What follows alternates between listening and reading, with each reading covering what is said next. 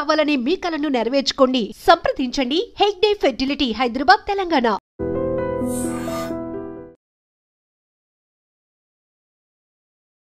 నిన్న Vishwanath sports club పరిధిలో ఒక ఇన్సిడెంట్ జరిగింది. ఒక 7 years బాలుడు మునిగిపోయి చనిపోయారండి.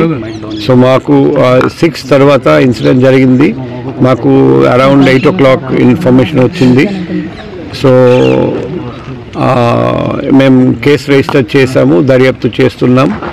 ఈరోజు ఇక్కడికి వచ్చి చూస్తే ఇన్ఫ్రాస్ట్రక్చర్లో చాలా లోపాలు ఉన్నాయి. అక్కడ ఇటువంటి చిన్న పిల్లలు స్విమ్మింగ్ పూల్లో దిగితే ఖచ్చితంగా లైఫ్ గార్డ్ ఉండాలి, లైఫ్ సేవింగ్ ఎక్విప్మెంట్ ఉండాలి. ఏమీ కనపడడం లేదు. సీసీటీవీ మానిటరింగ్ కూడా ఎటువంటిది కనపడలేదు. సో మా తరపున మా ఫైండింగ్స్ మేము దాని ప్రకారం యాక్షన్ తీసుకుంటాం. సో నాకు తెలిసింది జీవీఎంసీ, టూరిజం డిపార్ట్మెంట్ వాళ్ళు కూడా ఇన్స్పెక్ట్ చేసి వాళ్ళు కూడా తగిన చర్య తీసుకుంటారండి. సో ఈరోజు నేను ఈ ఇన్సిడెంట్ జరిగిన తర్వాత డిస్ట్రిక్ట్ కలెక్టర్ గారికి రిక్వెస్ట్ చేశాము, మన జిల్లాలో ఉన్న ప్రతి స్పోర్ట్స్ అడ్వెంచర్ స్పోర్ట్స్ ఫెసిలిటీ, ప్రతి స్విమ్మింగ్ పూల్ ఇమీడియట్గా జాయింట్ ఇన్స్పెక్షన్ చేయాలి. పోలీస్, ఫైర్ సేఫ్టీ, జీవీఎంసీ అందరూ కలిసి అండ్ ఎక్కడెక్కడ ఎటువంటి లోపాలు ఉన్నాయి ఇన్ఫ్రాస్ట్రక్చర్లో ఇమీడియట్గా గుర్తించి రెక్టిఫై చేయమని చెప్పడం జరిగింది. సో దట్ మన ఇటువంటి ఇన్సిడెంట్ ఫర్దర్ జరగకూడదు.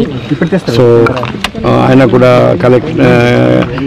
ఆయన సానుకూలంగా స్పందించి ఇమీడియట్గా ప్రొసీడింగ్స్ ఇష్యూ చేస్తామని చెప్పారండి నాకు.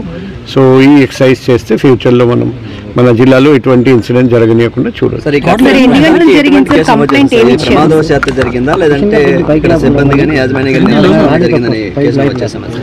ఇప్పుడు మన చనిపోయిన అబ్బాయి తల్లిదండ్రులు కంప్లైంట్ ఇచ్చారండి. ఏ కంప్లైంట్ ఇచ్చారంటే ప్రమాదవశాత్తు ఈ యాక్సిడెంట్ జరిగిందని అతను ఆ కంప్లైంట్ ఇవ్వడం జరిగింది.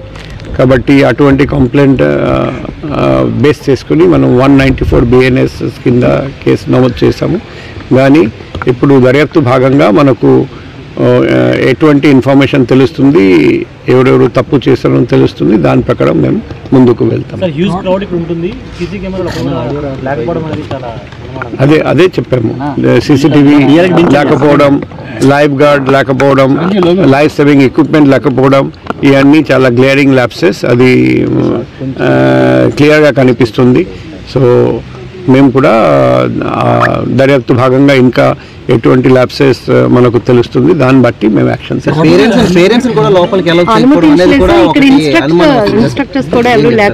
అదే లైఫ్ గార్డ్ ఇన్స్ట్రక్టర్ వాళ్ళు ఇన్స్ట్రక్షన్ ఇక్కడ ఉండదు, లైఫ్ గార్డ్ ఉండాలి.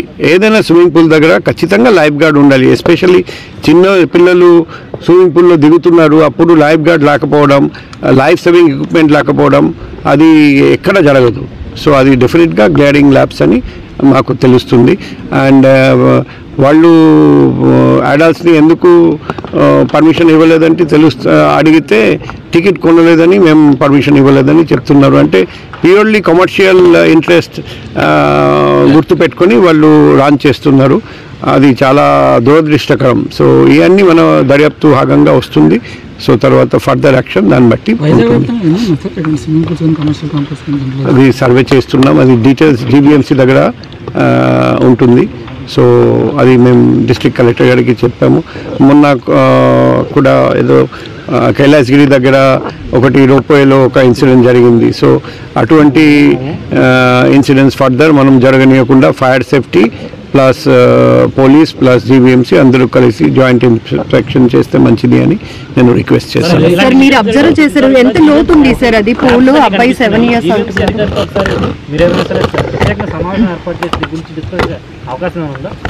అంటే జీవీఎంసీ కమిషనర్ అంటే డిస్ట్రిక్ట్ కలెక్టర్కి ఆల్రెడీ చెప్పాము.